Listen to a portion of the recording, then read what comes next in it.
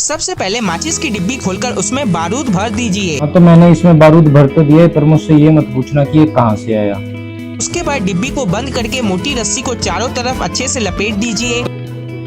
हाँ तो मैंने भी धागे को इसके ऊपर लपेट दिया, और धागे को इसके ऊपर बांधने से भी ज्यादा हार्ड है। इन दोनों उंगलियों से एक साथ लाइक और सब्सक्राइब करना, और अगर यकीन ना हो तो करके देख लो।